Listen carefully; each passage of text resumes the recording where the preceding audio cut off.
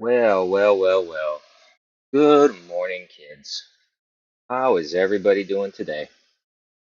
I'm doing all right. I have my coffee. I hope you have yours too. And we're here in another abyss, and I am, of course, the Eternal Abyss. Hi. Hello, hello. Um, I probably sound like I'm in a tin can because I'm not using my usual microphone.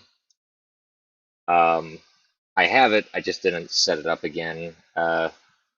Long story behind it. I'm not going to get into the whole reasonings and such regarding that. But we're here. I have my coffee, and we're going to talk a little bit about what's going on. You know, news of the day and the general disastrous path that our country is taking.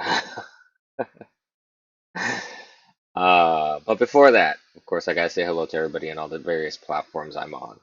Of course, I want to say hello to everybody on Bitwave.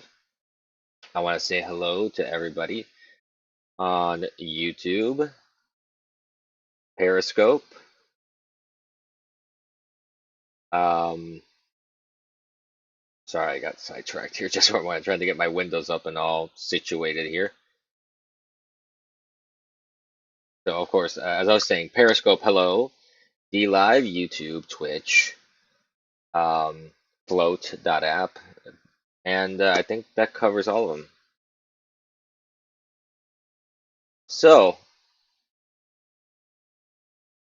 one of the big things, everybody has been consistently and constantly talking about um, vaccination.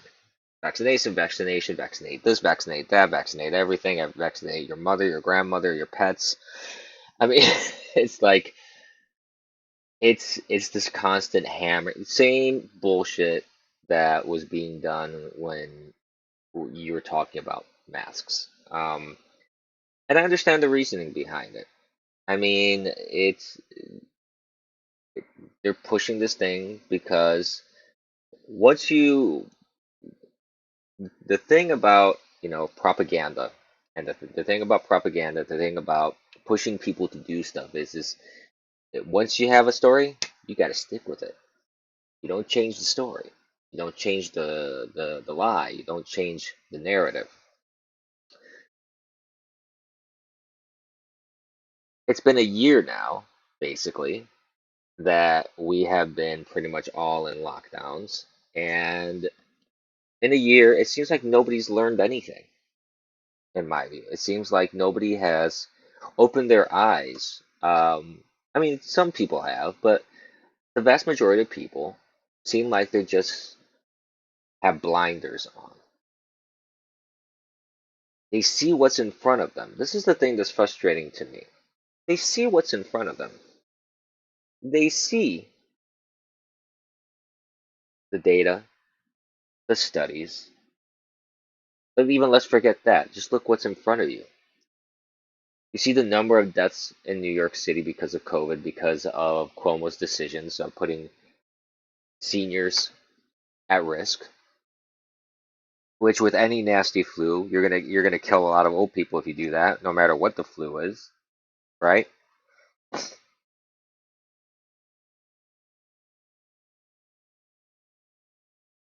Obviously. And then on top of that, add on top of that, the whole political thing. The whole political thing that the goal was to hurt Trump here in the United States. I can't speak for other parts of the world why they made the decisions they made. A lot of it has to do with politics, though, even in other parts of the world. I mean, let's just be frank.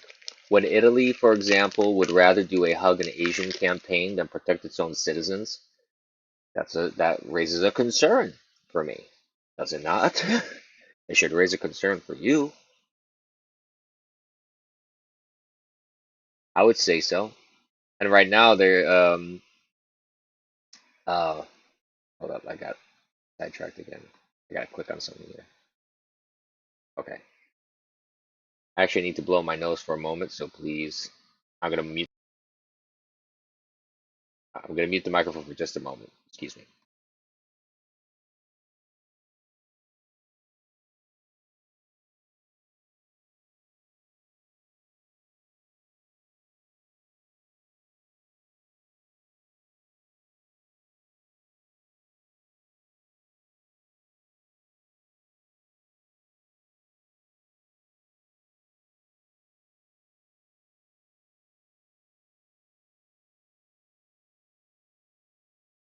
Seems like my nose doesn't get with the program that I'm actually trying to have a discussion here.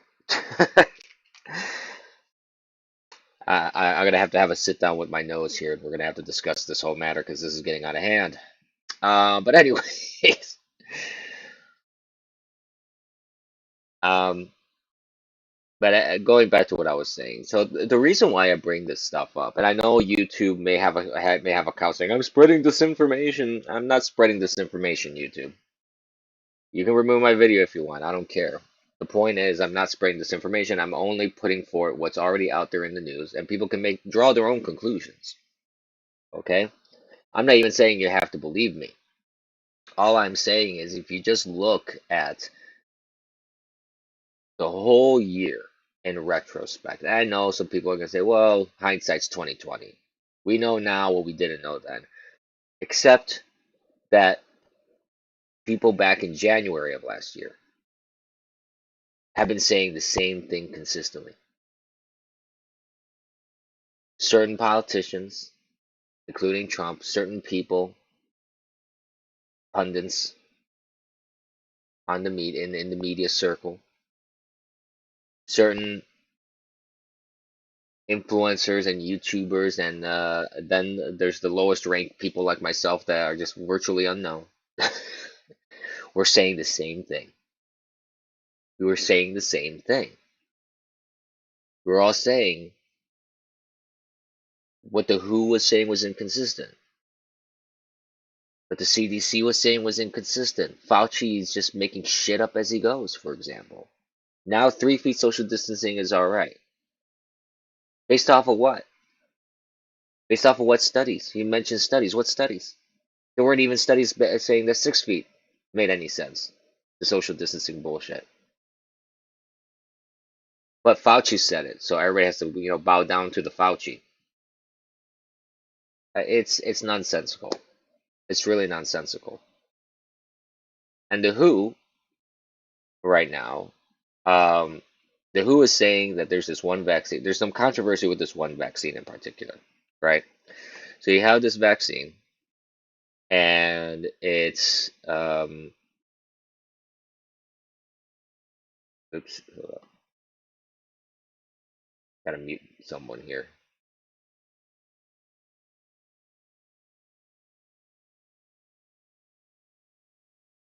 Okay. Oh, wrong window. In the wrong window. That's what I wanted to do. There we go. Mute. Okay. I don't understand why there's all this like spam stuff coming onto Bitwave now. I guess Bitwave's getting popular.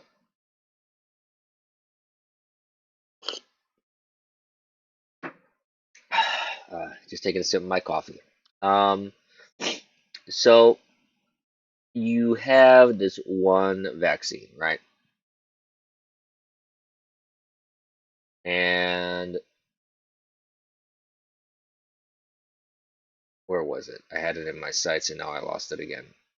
I had the article up. I thought I had the article up.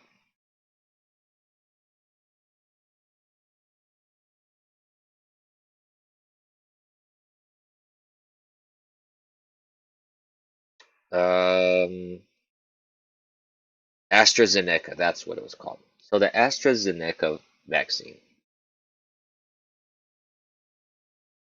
There has been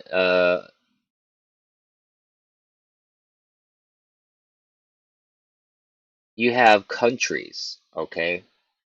You have countries that are suspending the use of the AstraZeneca vaccine. This is just shows you how fucked up things are.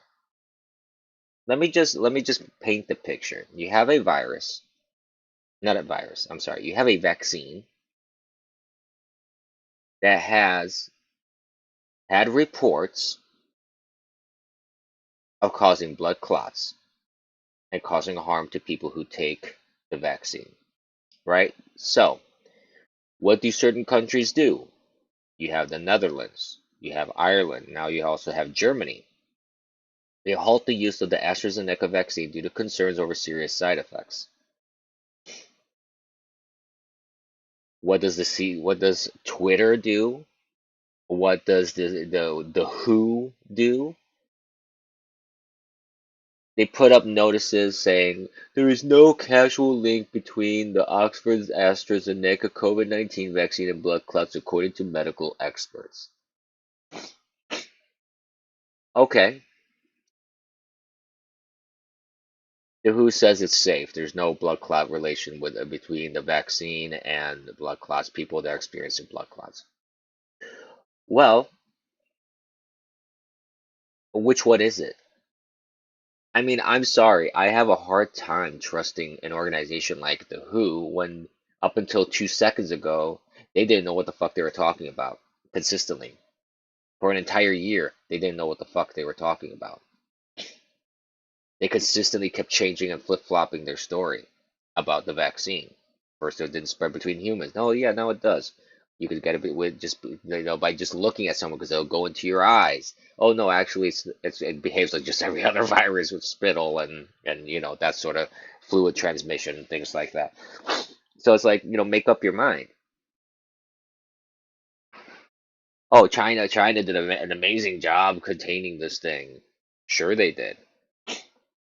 After they received so much money from China, for example. So it's like, listen, the WHO cannot be trusted. That's really what it boils down to, in my view. I can't trust the WHO when you have an organization that is politically motivated, has a political agenda, and they are basically paid off by the Chinese. How am I supposed to trust that? I mean, let's just eliminate the conservative factor from it and the liberal factor from it. Like this isn't even an issue of being conservative or liberal. This is an issue of if I listen to an organization like the WHO and they consistently keep flip-flopping on everything. And let me try and be fair and say, okay, part of it is because they didn't know some information. But why would you make statements of certainty like this virus this is not transmissible between humans? Then 2 seconds later, oh wait a minute, actually this virus is transmissible between humans. It's like why? Why would you even put yourself in that situation? The only logical conclusion that I can reach for an organization to do that is because they were trying to help the country of origin of the virus. This is a Chinese flu. It came from China. So logic dictates that if they're receiving money from China and they're trying to protect China because China does not want themselves to look bad at all. I mean, what country doesn't? But China especially because they're a communist dictatorship, authoritarian government. Authoritarian governments don't want to look bad at all costs. So just drinking my coffee. So obviously there's some problem there in the reportage, so to speak. But now I'm already seeing three countries halting the use of this, halting use of the AstraZeneca, and I'm probably mispronouncing that because that's what I do. This show is all about mispronouncing words as well. Um, because I'm not going to be bothered. Um, Hold on, let me find some more Kleenex here. But it's a problematic thing, the way I see it. It's a very problematic thing.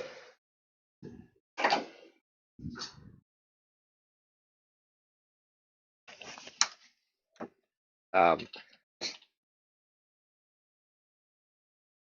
and I myself, personally, everybody's going to have to make their own decision. I'm not going to tell you what to do and what not to do. But I will say that for me, I'm not taking any vaccine. I have no confidence in it. I have no confidence in the fact that it's not even FDA approved. Not that I have so much faith in the FDA.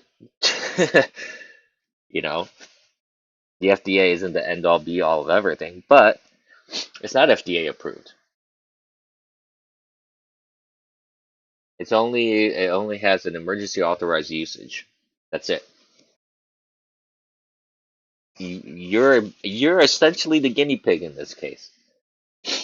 There aren't any longitudinal studies on these particular viruses. Now, you can make reasonable assumptions, sure. You can make reasonable assumptions on a family of viruses that all generally behave in the same way. So if you create a virus, if you create a vaccine, I keep saying virus instead of vaccine. If you create a vaccine based off of a family of viruses that behave all in a similar fashion, sure, you can expect that it's certain behaviors are going to be consistent across the board. Yeah. But for me, all I'm saying is I'm not gonna take the jab. Simple. I'm not gonna do it. And if you want to do it, you can do it, but I ain't doing it. I mean, apart from any concerns about the vaccine itself, I mean, it's ridiculous to even want to get a vaccine for a fact that for a virus that has a 99.98% survivability rate for most of for everybody like under 50 basically. If you're under 50, your survivability rate is 99.98 essentially. If you're older, you're sick, you have some other issues, it's 98 point something. I mean, you don't even reach a 2% mortality rate. So it's pretty pointless for me. This isn't something like, I don't know, the measles or leprosy or anything that's like super duper war or the Black Plague. I mean, um this isn't something that requires this level of insanity. We didn't need to be locked down the way we did. Social distancing didn't need to happen the way it did. All this mask wearing bullshit and nonsense and mandates didn't have to happen the way they did. And now, like I said, they're doing the same thing with the vaccines. They're doing the same exact thing when it comes to the vaccines and how they're pushing forth the propaganda on that. Oh, if you don't take the vaccine, you don't care. Oh, if you don't take the vaccine, you're just an evil person. Oh, if you don't take the vaccine, you're not trying to save people's lives. That sort of vilification of the other because you want them to do something, to me, that is absolutely wrong. It is also disgusting on the part of media and news and politicians, and I refuse. I refuse to abide by this sort of bullshit.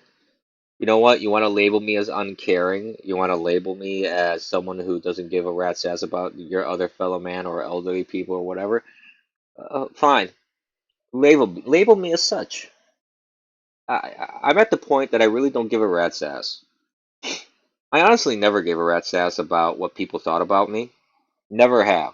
Because if I have to start worrying about everyone's opinion of myself, then I'm not going to be able to even express two opinions of myself. Like, I can't even express myself. Am I going to be so concerned about whether people they're going to be insulted, offended, or whatever? I'm going to speak the truth. You make your own judgment call. People will decide what they want to decide about me. It's their choice. I don't care. I don't wish ill on people. I don't wish harm on people. I don't want people to die. But you're not gonna label me as some sort of villain just because I look at information and I go, you know what? There's some bullshit here. There's something fishy here.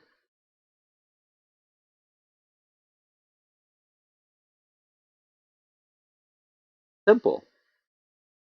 I mean, the stuff isn't complicated.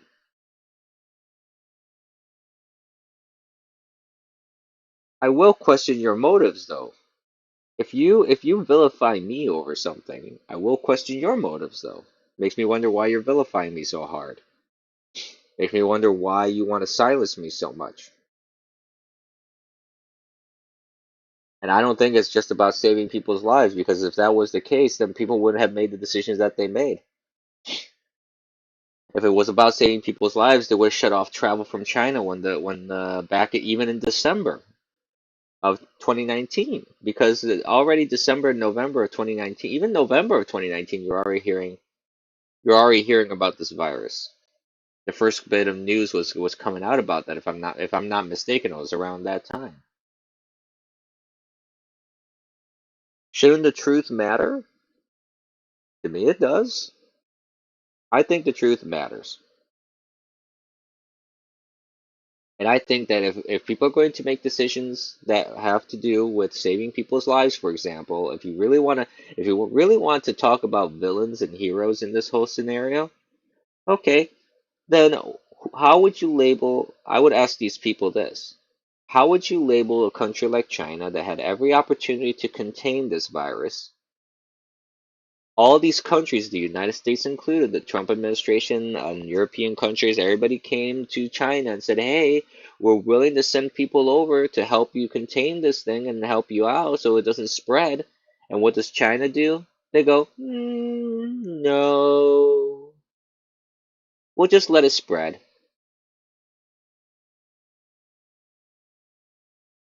And then while the entire world is locked down, they're having like 5,000 people concerts because somehow they beat it and somehow we haven't yet. Really.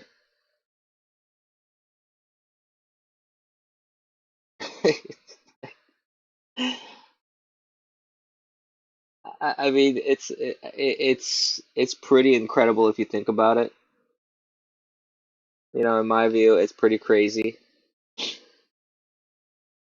It is. I mean, just think about it for a moment. It's like it's pretty freaking insane if you think about it.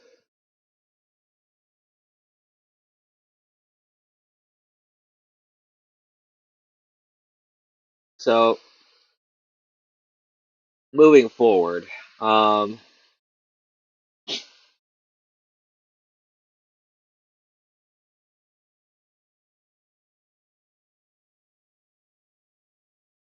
let's see. Anyways, I don't want to repeat myself too much about this whole thing.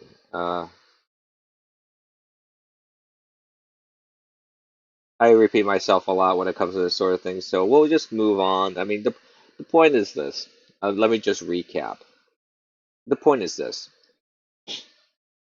You as an individual, you're going to have to weigh the pros and cons of getting this vaccine, obeying the government, obeying all the retarded mandates and all that kind of stuff. It's your call. And at the end of the day, I would say, um, if you look at the information will be clear on what you need to do. If you're actually interested in looking at the data, if you don't care about looking at the data, if you don't care about the information, if you don't care about what happened this entire year, then I wish that you would care enough to actually make an informed decision. And B, I hope that you do make an informed decision. Because really that's what it boils down to. At least for me. To me it's just like I saw a study that was published not long ago. I saw the link yesterday, but the article was like it was a study published like maybe a week ago, and it was talking about how they were looking at doing some comparative data analysis of the effect of lockdowns on flattening the curve and things of that nature, and it found that really the lockdowns did bupkis. The lockdowns really weren't useful. You had countries that I think Peru was one of the most lockdown countries, like the strictest lockdown countries, and they had the highest numbers in terms of infections and death. They were one of the worst off countries. I don't know if they were the top worst off country, but they were pretty worse bad. They were pretty bad. So it's like, well, you know, there's a lot of data that has shown that lockdowns really aren't as effective as you think. And I know some people are gonna blame. Some people are going to blame the fact, like, oh, that's just because there are people who aren't obeying it. No, I mean, I'm sure that plays a role. Okay, I'm sure that does play a role, but if lockdowns were as effective as claimed, then regardless of the number of people who were not obeying, for example, you still shouldn't have the numbers that we have. In the sense of you would have much lower rates. You would have virtually no cases. You would have virtually no deaths if lockdowns were as effective as they would say, if masks are as effective as they say.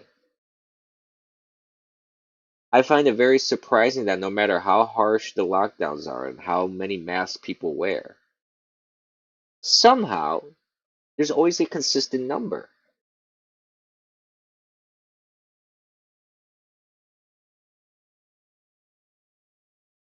I just find it surprising, is all.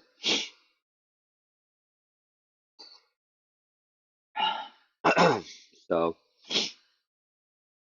I would say that I would say that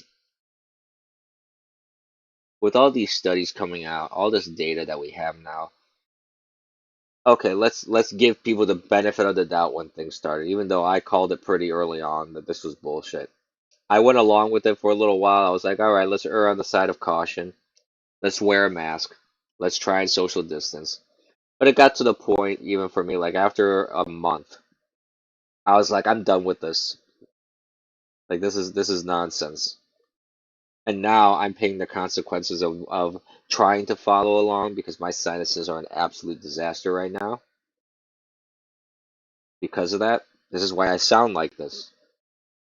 I sound horrible right now. I'm sure I do. My sinuses are a godforsaken mess. They're a disaster. And I don't know how to resolve that now. But um, people are going to have to make their decisions on these vaccines. And if these governments and health organizations really give a rat's ass about people, they wouldn't be and also media, social media or platforms like Twitter, they wouldn't be pushing shit like this. They wouldn't be doing it if they really cared. But they don't, because they have a political agenda to abide by. When ideology trumps logic and reason, you're in very dangerous territory.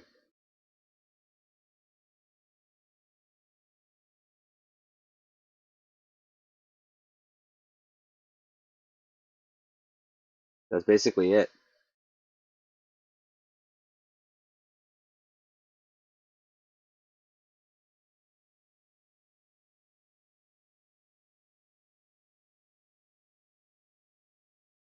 That's basically what it boils down to. So, moving forward, um,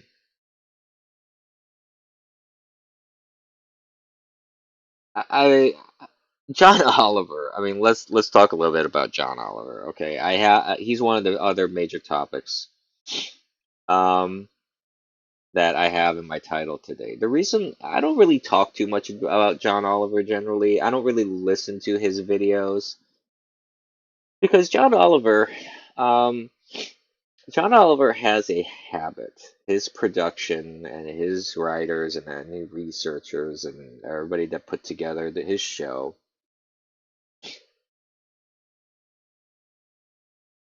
they have a habit of omitting things, twisting things, looking at things in a very specific light because they're trying to push forward whatever their ideology is. So when you have people like John Oliver take on various topics, you'll find in a lot of his videos that there are tidbits of truth, right? Which are then twisted and skewed to fit their narrative.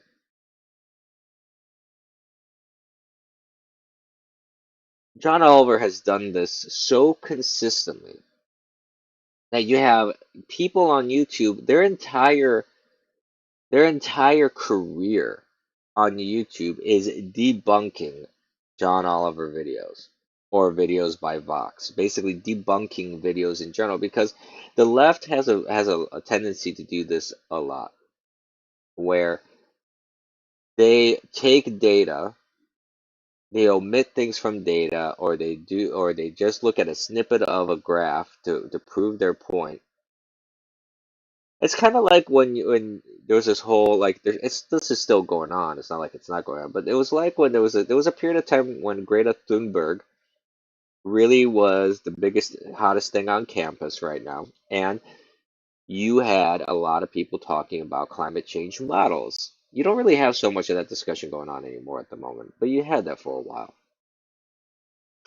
And you had NASA, for example. I think it was NASA. It was some organization. I don't remember exactly anymore, but you did have some organizations that would use data models, climate models, to do their whole all those predictions that invariably are wrong. And the reason why they're invariably wrong is because the data models made assumptions. They were skewed. They only looked at certain bits of data to make their predictions, right?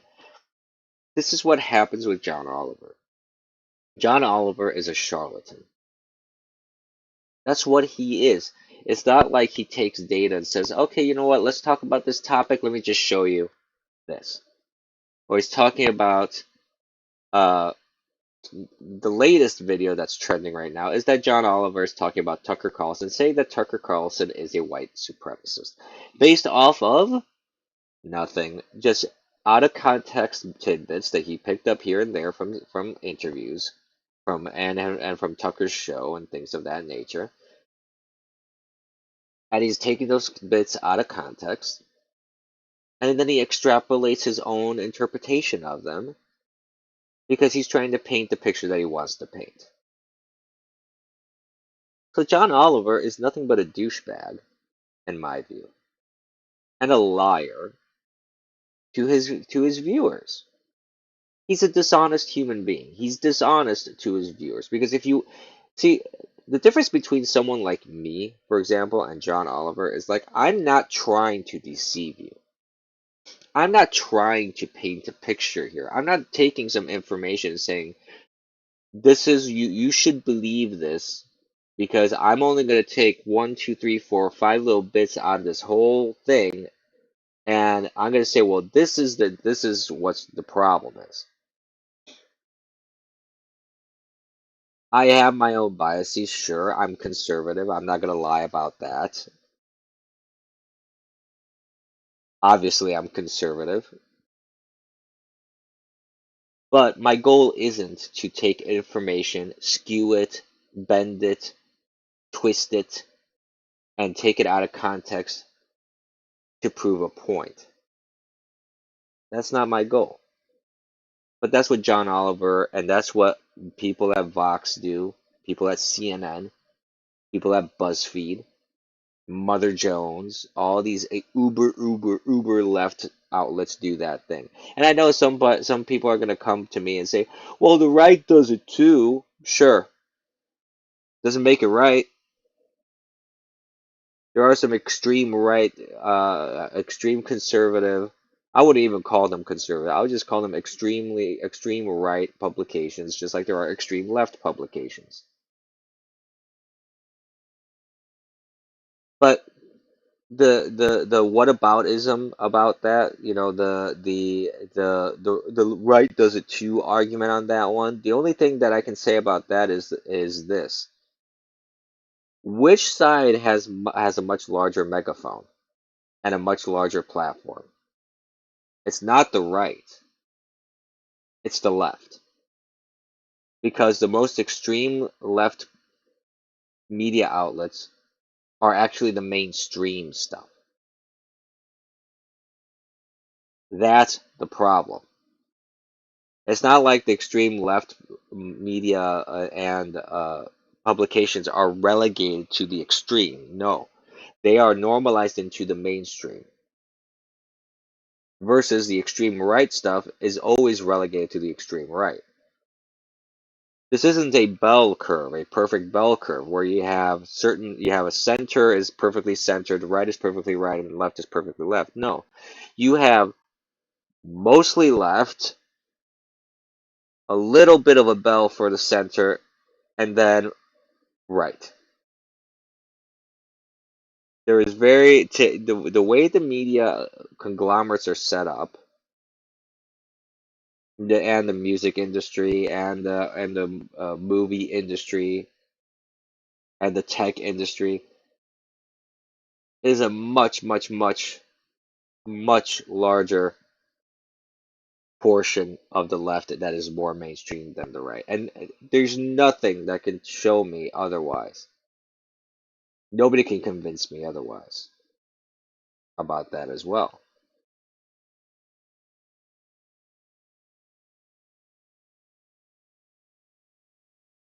So that's the problem with people like John Oliver. You go to John Oliver, you're not going to get truth. You're going to get a lefty spin on a topic because that's exactly what his goal is to spin things in a way, and in this case, besmirch another human being without any real evidence that Tucker Carlson is, for example, a white supremacist.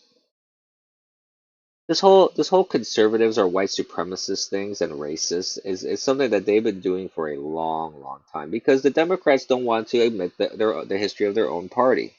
The modern Democrat Party is a result of the Dixiecrats, and the Dixiecrats are the result of what happened back when during the Civil War and the Emancipation Proclamation.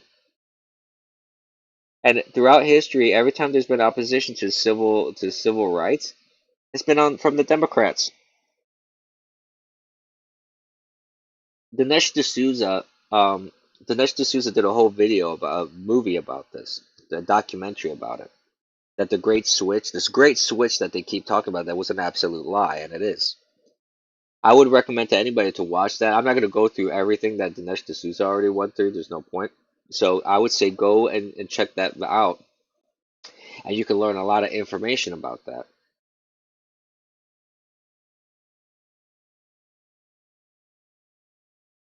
Oh, this other thing. Yeah, I want to talk about this too. There's this other topic I really want to talk about because I had the same issue be brought up back in, oh, I don't know, 2005, something like that. Let's call it 2005. Um, there's been a lot of brouhaha over the military lately. Now, what happened was Tucker Carlson criticized the pregnant Air Force jumpsuit or military jump. I don't know if it was Air Force. I didn't see the bit. I don't watch really Tucker Carlson, to be honest with you.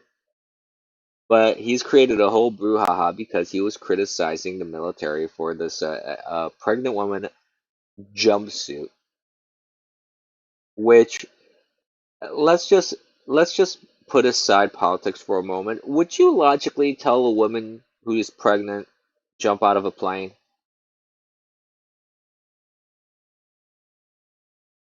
Just asking. I mean, who who in the right mind thinks this is a good idea, generally speaking, for any reason?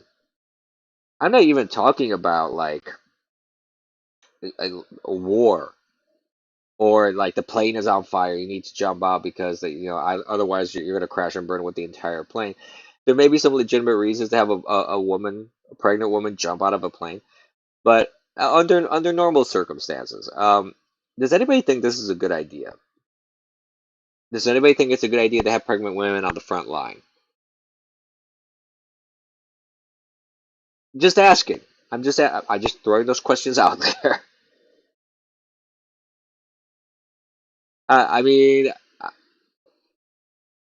good Lord, it's like what would happen? What would happen if on the front lines are in the air while you jumped out of a plane, your water breaks? That's going to be a disaster. or you have a miscarriage, or some other something or some other. I mean, I don't. There's no logic or anymore to the world. There's just no fucking logic anymore. But anyways, this is something that has come up here. So before I get into the article that I want to talk about, so you had the military respond to Tucker attacking civilians while in uniform, being a political activist in uniform, which is against the rules of the military. I don't know if this gets to the point of a dishonorable discharge or anything like that, but it does get to the crux of if you're in uniform, if you're in the military, if you're currently serving, you're not supposed to be political. You want to be political afterwards, fine, but you can't while you're serving and while you're in uniform. There was this um, one douchebag who um, where is this guy?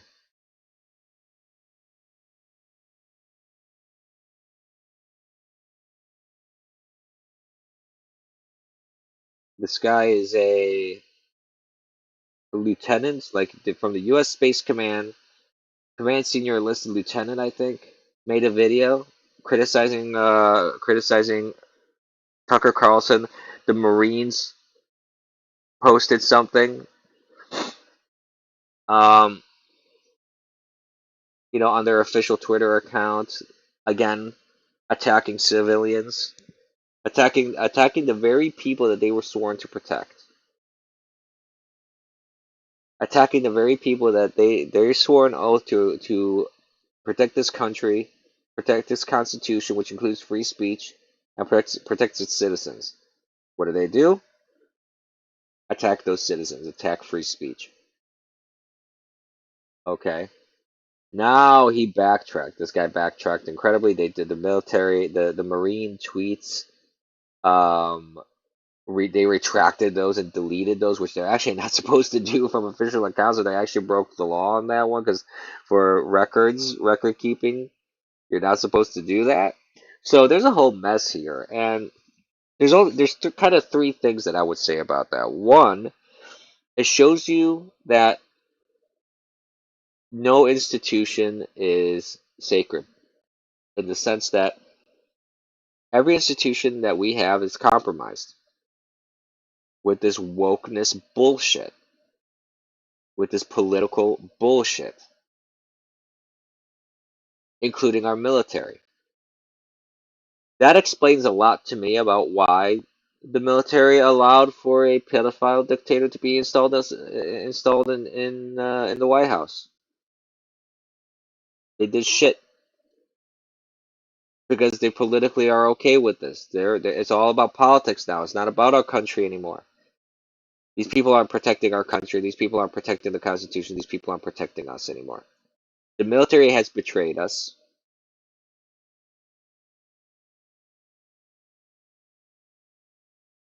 and it just reconfirms even further, in my view, how dead this country really is.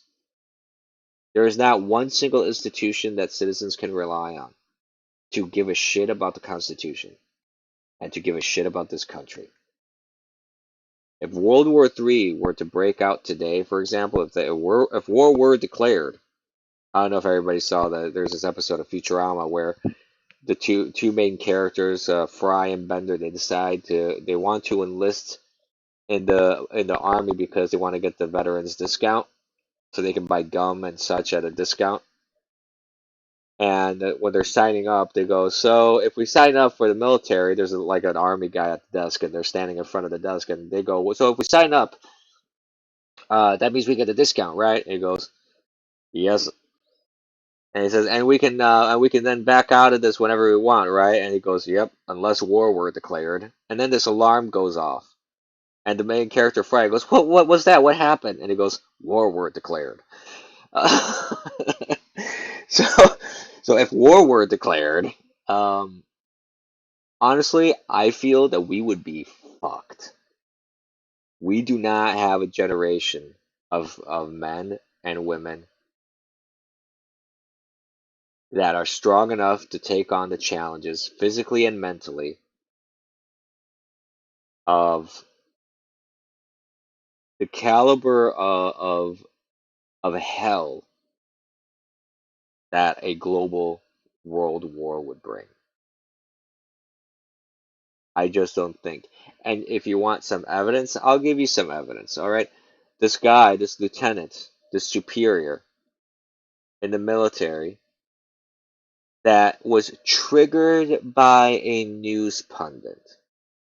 And there were other military people that were all chiming in with him because they were all triggered because our military are now all snowflakes apparently. They're all pussies. And they get triggered by Tucker Carlson. Exhibit A. Exhibit B. The U.S. Army is considering reversing gender-neutral physical tests because women fail at like was it 63% rate on the physical exam. Majority of women fail to keep up with the men. Only 7% of men failed it. 65%. Um, Wait, hold on. I guess you're talking about a couple different tests because they have. Let's see. The research showed that the Army Combat Fitness Test, the ACFT, which is the same for male and female soldiers, was leading to lower results for women with a knock-on effect for promotions. Telegraph reported an early Pentagon study showed that women were failing the ACFT at a rate of 65%, while only 10% of men did. A report from last fall, around 54% of women failed the test, while only 7% of men failed it. So, what is the solution to this according to them?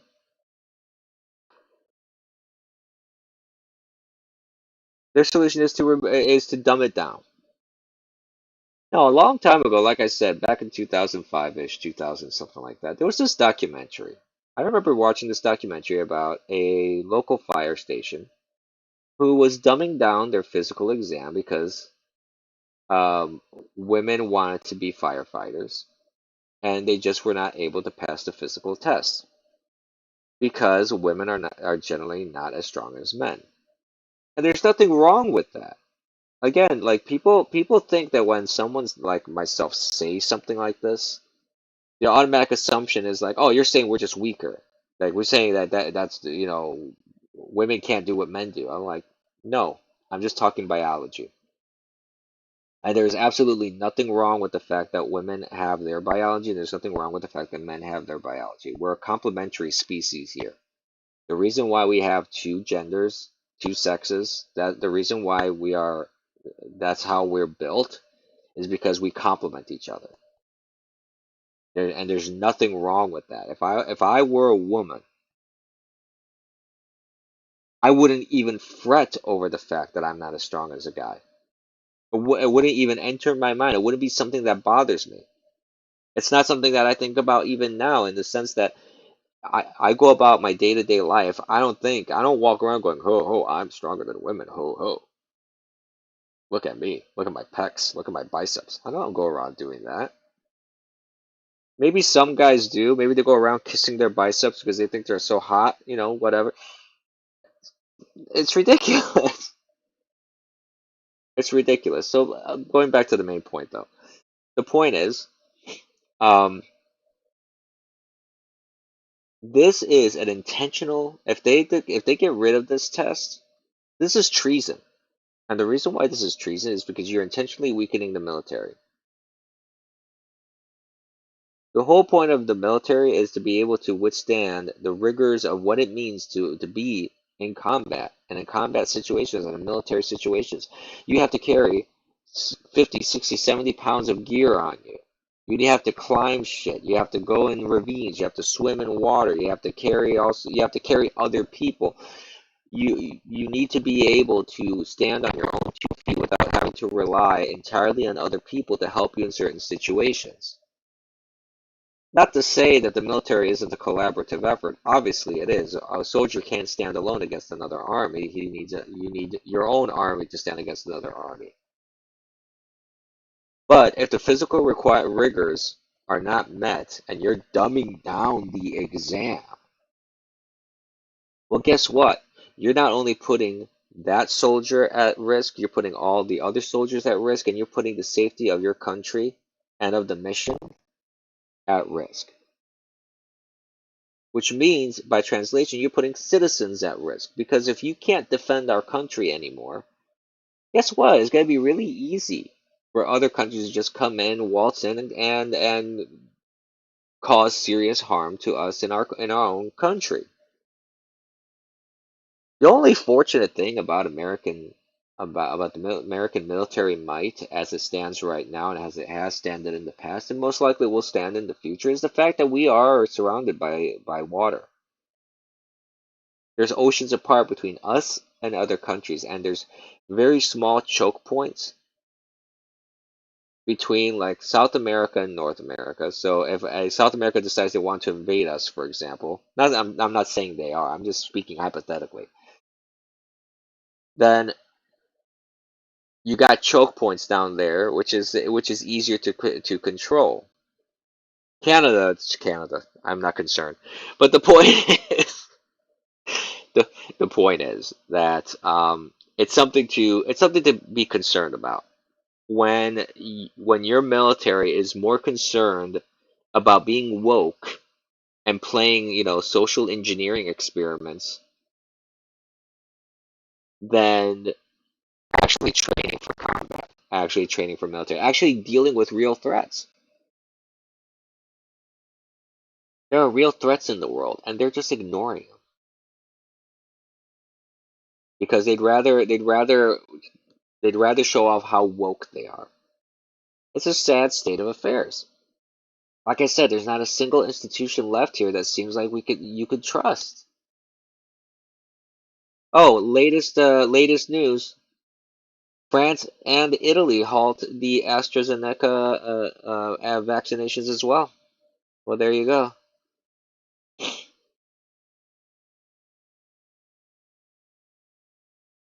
Well, well.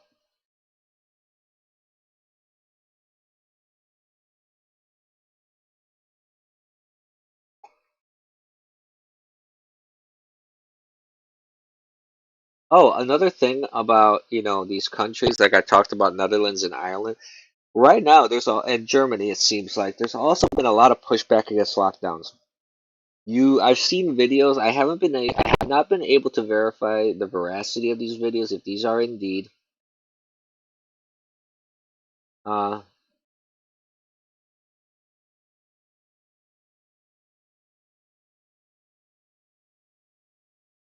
um, I lost my train of thought. Let me start over. What I was trying to say, because I saw something on Twitter, it just completely threw me off here.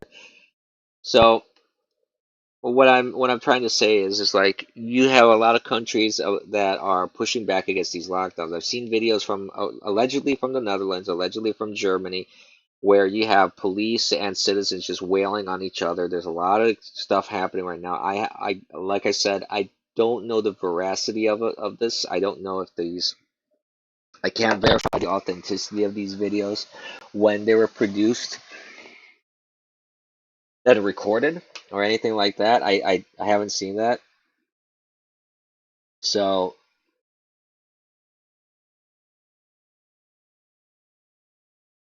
it's interesting. It's very interesting. Um, I think we're going to see more of that. People are sick of these lockdowns, and like I said before, there's not enough data to show that the lockdowns really did anything useful. You have countries that have been completely open. You have states that have been completely open or mostly open during the entire pandemic, and the numbers that they've had were perfectly fine. The numbers that they had did not justify the other. It just shows that the other states and countries that went even more extreme with the lockdowns and more draconian, it didn't make a major impact on the numbers. Simple. An interesting video here just came up in the news. This is one thing that I want to talk about as well. It seems like it seems like more people are walking away from the Democrat Party. More like well-known people such as Sarah Silverman. Apparently, she's coming out against the Democrat Party. So let me make sure that my volume is up here. I'm not going to put the video up. I'm just going to play. This is a video on Rumble from Dinesh D'Souza. So let's see what's going on here. Oh, I can't hear. Oh, I can't hear shit. Hold on. What is going on?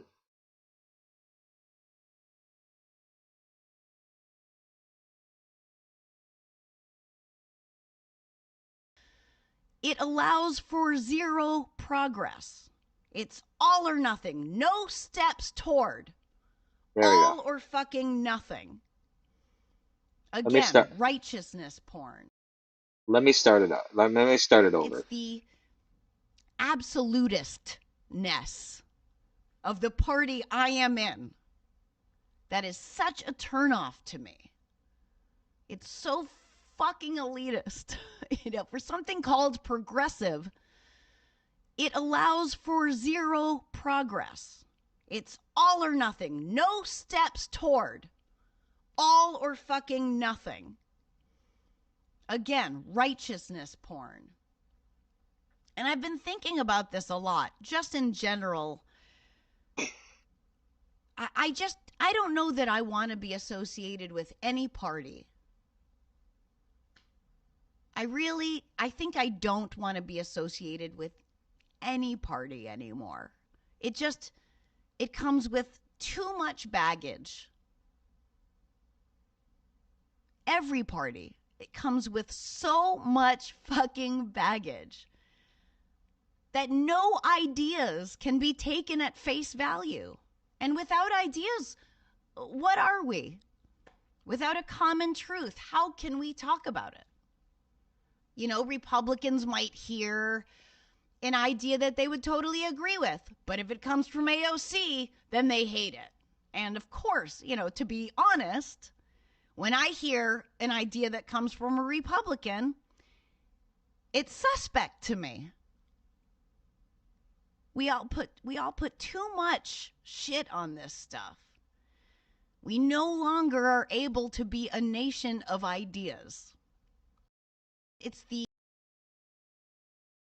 Interesting. This is the first time I'm hearing this. I never thought I would say something like this on stream. I actually agree with Sarah Silverman. Wow. Crazy, right? No, but I mean, to an extent, she actually has a valid point. That's why I've never been a Republican. That is one of the exact reasons why I have never, ever, ever been a Republican. I've never registered as a Republican. I've never registered with any party because I would much rather take an idea at face value. I would much rather take an idea for what it is and weigh the merits of it, view the pros, view the cons, see if the idea actually holds any water. See if the idea is worthy of entertaining. So when you have parties that are these monolithical ideologues, almost cult-like, in many cases actually, very cult-like. I mean, you have people on both sides that are so in lockstep with the political ideology that if you veer just a little bit off of that, if you just go off a little bit of the plantation, you all of a sudden are, you're a racist, you're a bigot, you're this, you're that, or you're not a real conservative, you're a rhino, you're this, you're that. And there's not to say, it's not to say that there aren't rhinos, for example, and it's not to say that there aren't bigots and there aren't racists. There's plenty of that to go around, but I mean, let's just be honest for a moment, though.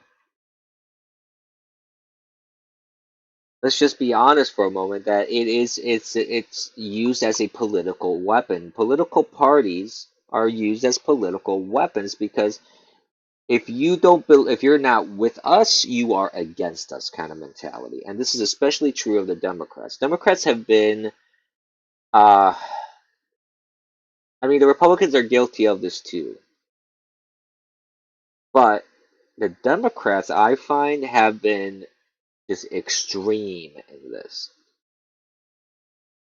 I mean, when their party keeps veering so, I mean, because the thing is this with the Democrats. So the Republicans have had a pretty consistent platform for a long time, if you really want to think about it.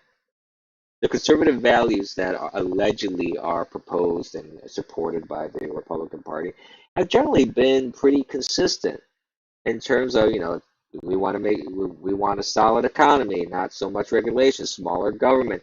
That kind of stuff has generally been the the staples of republicanism when it comes to the Republican Party. It has changed over time, of course. I'm not saying it's just as it was at the time of Lincoln. It has been till now. No, obviously there has been progression and there has been modification of stuff and there has been evolution. However, if you look at the Republican Party, like since the days of, I would even argue maybe around Nixon, if not maybe a little after. Republicans have been pretty consistent in my view in terms of what their views are to varying degrees, of course. Democrats have had this weird transition of in the 60s and 70s, for example. They're very much, well, we're the party of, they label themselves as the workers' party, blue collar party, um, supporters of civil rights, which they didn't really, the Democrats combated against civil rights in many ways, so I don't know how they put that label on themselves. But if you look at like 1980 to present, it's been pretty consistent until now. Now you had an extreme change in things on both sides. You have the left veering even more left and socialist and communist, and the right uh, pretty much showing that most of the values that they espoused were more just words. They're empty. They have empty values. They don't really give a shit about the Constitution. They talk about being constitutionalists. They don't really give a shit about the Constitution. They say they care about rights. They don't give a shit about rights. They care about the Second Amendment. They don't give a shit about the Second Amendment. They want less regulation. They couldn't give two rats asses about regulations. Lowering taxes. Republicans have actually raised taxes as well. So, I mean, I could give you more and more examples of what I mean about these Republicans saying that they're conservatives, and then when Trump came along, it showed how conservatives they really were. They weren't. They weren't at all. So, I have to say that, like, that sort of thing that Sarah Silverman is talking about, it holds. She's actually making a valid point there. Politics is not about conservative versus liberal anymore. It is not about Democrats versus Republicans. It is about wokeism and elitism versus conservatism in general. Like conserving just what, and I'm not saying conservative as a political thing. I'm not saying conservative as a Republican but I'm talking about conserving as in to conserve, just the word conserve. It's basically they want to destroy this country and change this country for the worse, while people like myself and there are many liberals even like myself that want to preserve. I guess it's not. I guess conserve is not the word I'm looking for. It's more preservation, preservation of American values. It's a preservation of American values, what it means to be an American, what America is about. You have people that don't want America to be America anymore. And since January 6th, to me, the country died anyways. But apart from that, apart from that, the point that I'm making is she's right in this particular case. I'm actually going to give her credit where credit is due because that's what I try and do at all times. I try to give credit where credit is due, no matter who's speaking. The point that she makes is it's very much that this is about control. This is about elitism versus the people. This is about a group of this is about a group of powerful people that want a stranglehold on the people. It's about wokeism versus preservation of common values, common American values, which is what the whole "Make America Great Again" thing was about. Actually, if people gave a rat's ass about America, it's about this commonality of an appreciation for this country, for its values, for what it stands for, the good that it has done, and all the freedom and truth and good old American way, apple pie and Lee Iacocca.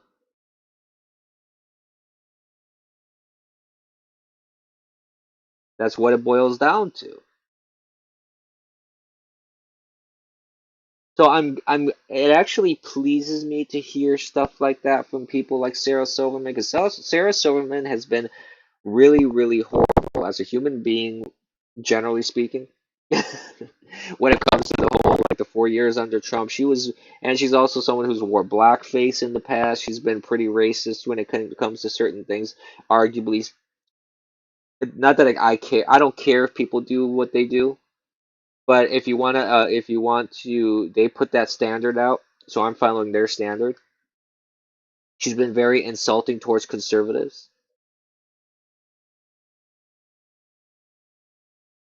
So I say, hey, if Democrats like her, hardcore Democrats like her, are actually opening up their eyes a little bit and looking at how bad their own party is, there's hope.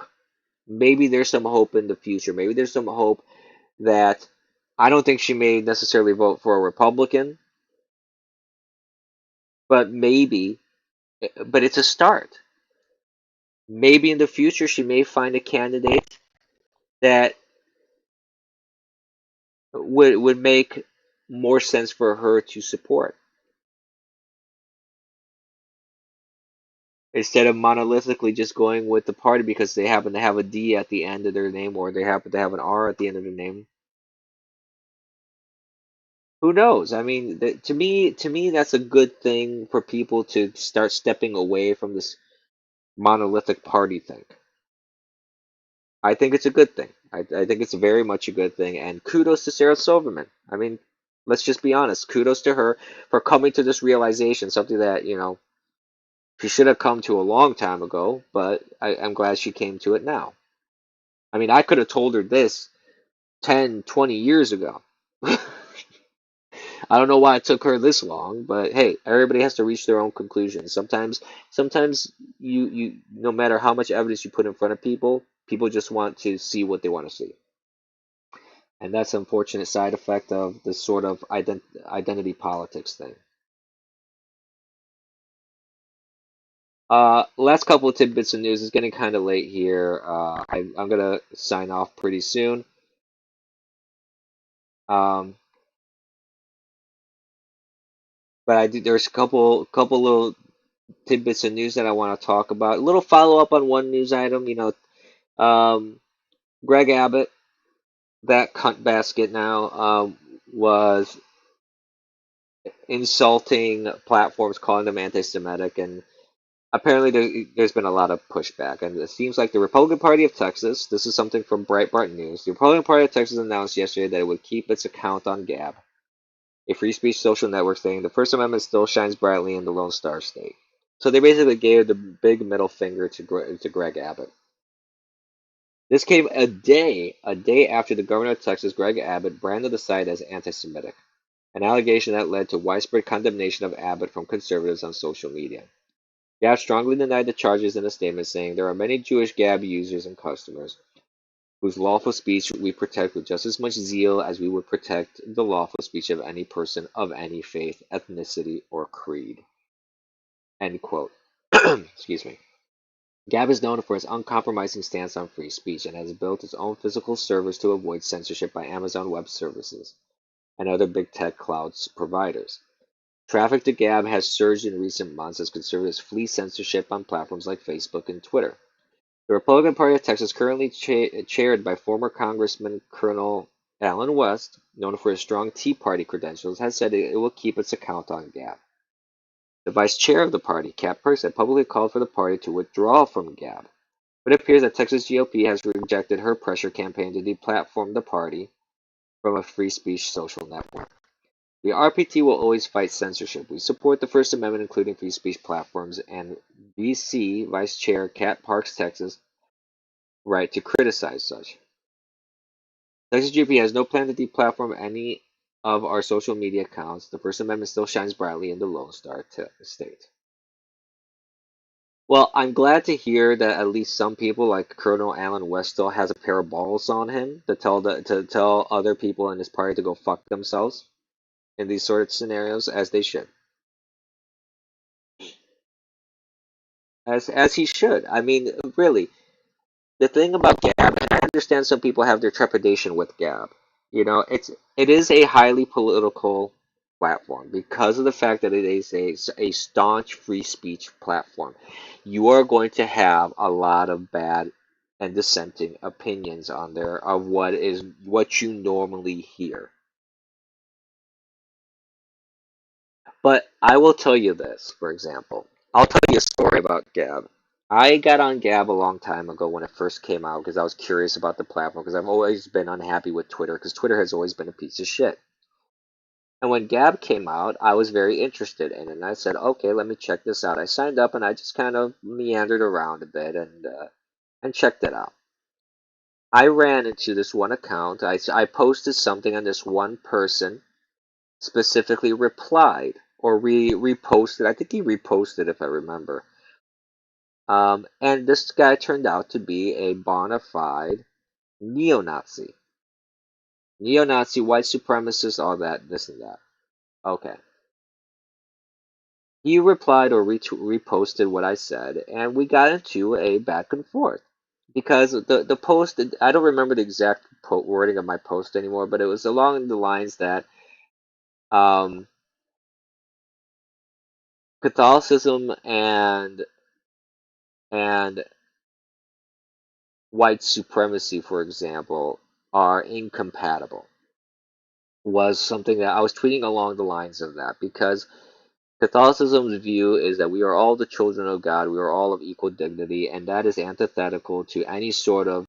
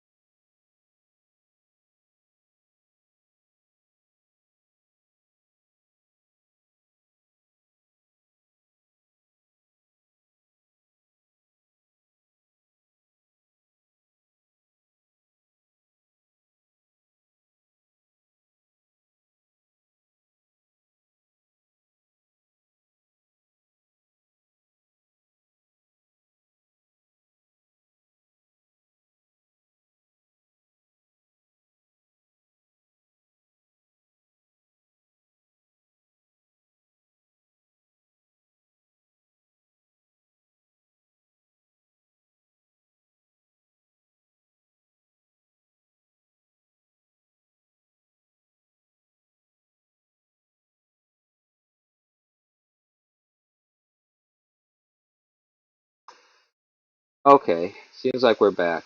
Sorry about that. My microphone decided to, my headphones, I have a Bluetooth headset that I'm using right now. It decided to just say fuck all and die on me, it seems. Reminder, kids, don't buy Bauer and Wilkins PXs. Don't. The Bowers and Wilkins PX is garbage. I'm sorry. I love the brand. I've had other stuff by Bowers and Wilkins. I think they're a wonderful brand. Fuck the PX. The PX is garbage. I hate these headphones. I'm gonna call them now and bitch about it. But anyways, the point is this.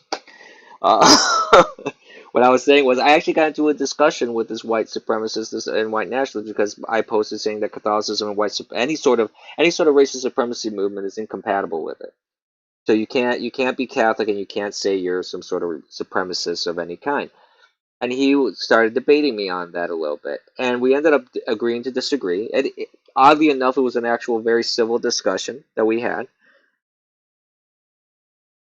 and it gave me. And I'm not saying that. Let me. The reason why I'm telling you this is because it actually gave me insight into why these white supremacists believe what they believe. For example, it was an actual educating experience for me, and I hope that it was the same for that person. So just being exposed to this stuff, because it is a free speech platform and you can say whatever you want for the most part, you're going to be exposed to this stuff, sure. But that's not necessarily a negative thing in the sense that it's not that I was radicalized or anything like that. There was this debate, there was this discussion, and it ended there. And I think that that's actually beneficial for not only me to learn about what these people are about, and I'm not saying that in the sense that because I want to learn about them and I feel that their arguments have merit or they don't have merit. All I'm saying is you want to criticize these people and you want to try and educate them, for example. If you say, well, if we all universally agree that anti-Semitism is bad and we all universally agree that racism is bad, wonderful. There are these people that don't believe that. Why don't you educate them instead of just berating them? I think educating them. There's this one video. This one video that I saw that was very interesting, actually, where there was a guy who was a white supremacist and there was a black guy in the video, and the black guy is talking to the white supremacist, and he's saying, "Why do you hate me? Why is it that you hate people like me? Why do you hate me?" And the white supremacist guy really couldn't give him a real answer. He didn't even have a solid answer for his own ideology. And they ended up giving each other a hug and walking away differently from that whole experience. Instead of vilifying each other, they broke down these preconceptions that they had on both sides. And I think that's the key is breaking down preconceptions, breaking down these narratives that don't hold water about different people. And I think that's where you really find more unity amongst people. And I think that's really where you find that people will start coming more together. If you the vilification isn't the way to go. And I'm not saying this to say that there aren't bad people out there. There are definitely bad people out there. There are definitely evil people out there, as there are good. I just think that a more reasoned approach in some of these problem areas of society is where that needs to be applied. I think that makes sense. Does it not? I mean, maybe it makes sense to me. I don't know. You tell me. Well, good for you for getting the $1,400 from Joe Biden. Troll is chatting. We have people chatting in my chats here. So good for you. That's gonna cost you out of pocket though, tax wise, about $5,500. So hope you enjoy it.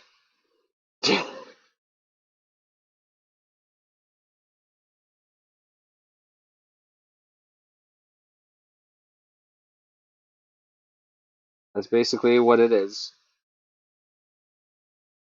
One last bit of news. Um, one last bit of news that I saw that came up here that I want to talk about is that it seems like so the Vatican has put out a decree. The Vatican decrees that the Catholic Church cannot bless same-sex unions since God cannot bless sin. So let me look at the article real quick here. It is the AP, so take it for what it's worth with the AP because they sometimes have their own biases and such.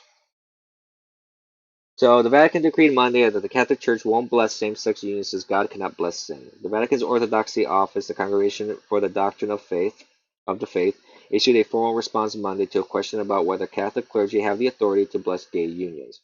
The answer contained in a two-page explanation published in 7 languages and approved by Pope Francis was negative.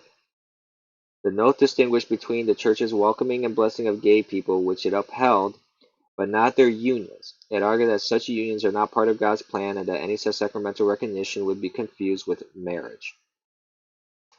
The note immediately disheartened advocates for LGBT Catholics and threw a wrench in the debate within the German Church, which has been at the forefront of opening discussion of hot-button issues such as church's teachings on homosexuality.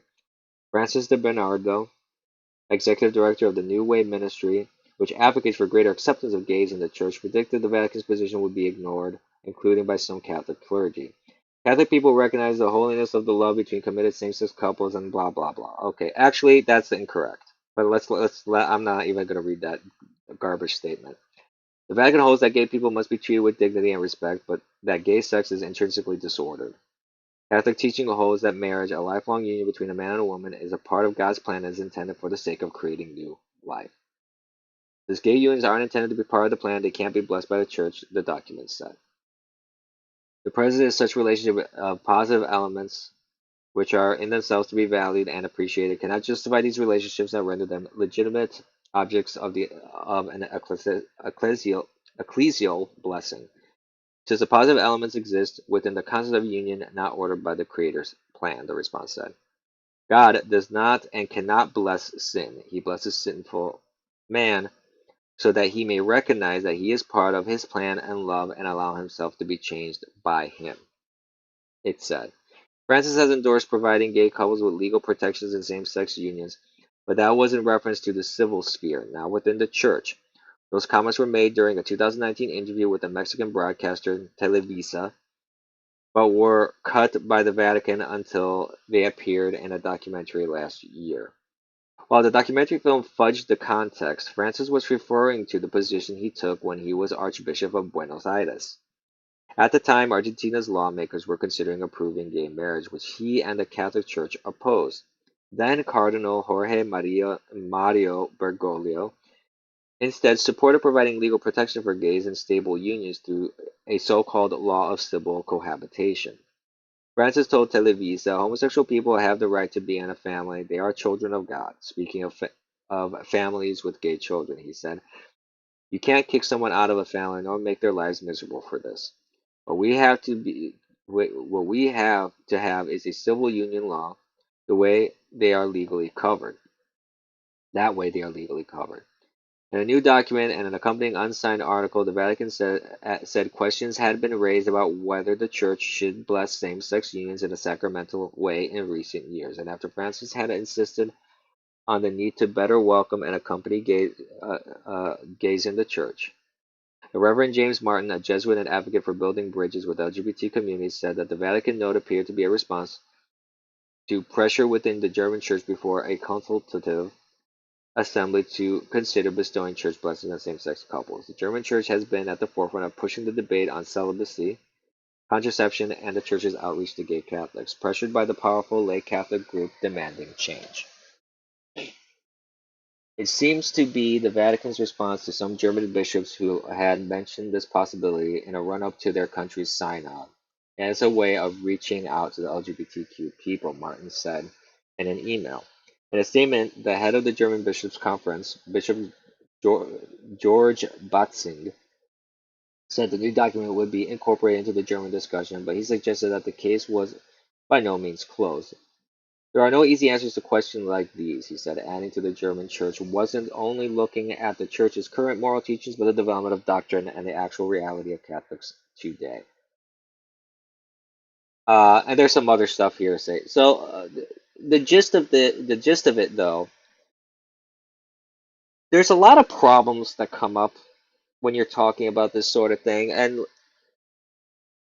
when you have people like that, that to them, even if the Vatican makes a decree, oh, this is by no means done, and the church, according to them, needs to change with the times. No, this is the biggest problem and biggest misconception that people have about the Catholic Church. The teachings of God are outside of time, outside of society, outside of culture, outside of everything. They are God's teachings. The world the world is not supposed to have God bend his will to them, it's vice versa. We as a people, as a society, as a culture, as a world, should be bending ourselves to the will of God. Discussions like this bishop, for example, in this article saying that they still want to debate this, they still want to work on this, they still want to, they demand change in the church. Just the thought of having that sort of line of thinking of demanding change of the church because you don't agree with some sort of ideology or moral teaching. Guess what? You shouldn't be in the Catholic Church. Period. Full stop. These people are not there because of faith. They are there because of political activism. This isn't about faith. This isn't about people. This isn't about salvation anymore.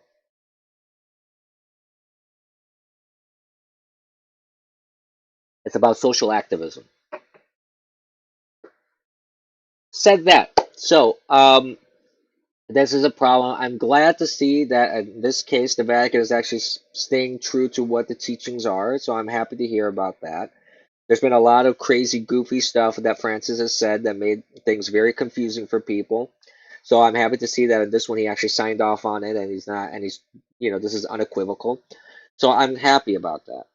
But still, these are questions that this is how these questions should be addressed. They should be like, well, that's it. This is what the teaching is. No ifs and or buts about it. Enough.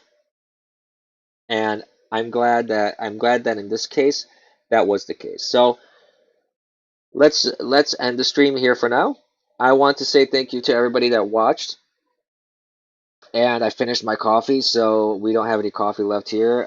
Thanks so much for watching. If you want to, speaking of coffee, if you want to buy me a coffee, you got the link on the stream there. If you want to throw me some crypto, your support is very much appreciated. Um, if I have support, I can keep doing this. If I have, people behind me and people watching me and people supporting me, it's you, it's you out there that listen to me, no matter what size audience it is, that make it worthwhile. And I appreciate each and every one of you that watch and listen, whether you agree with me or not. I appreciate that. So please support me if you can. The best way you can support me is by just helping me grow. Follow on all the various social media platforms I'm on. Twitter, Gab, Minds, Float. I'm on Telegram as well, t.me/The Eternal Abyss. Go ahead and join that. That's basically my whole archive. You can comment on there as well. That is pretty much like it's better than Twitter for me in that sense because I can just put my tweets there. I don't have to worry about censorship. I don't have to worry about words that I say. I can do whatever I want on that. So please go ahead and follow that. Follow Telegram, t.me/The Eternal Abyss. And all the video platforms I'm on: Bitwave, YouTube, Twitch, DLive, Float, um, Periscope. Even though Periscope's going away on March 31st, who knows what's going to happen with that afterwards. But follow me on all those platforms, and I'll let you know if there's new platforms that I'll be adding, platforms that I'll be removing, etc., etc. So follow, share, support if you can. It's really appreciated. I want to thank each and every one of you for watching. Hit that smash button, hit that like button, smash the notification bell, do all that fun stuff on all the platforms. Remember, kids, I'm going to sign off as I usually do. Remember, don't be complacent. I will talk to you later. See you tomorrow.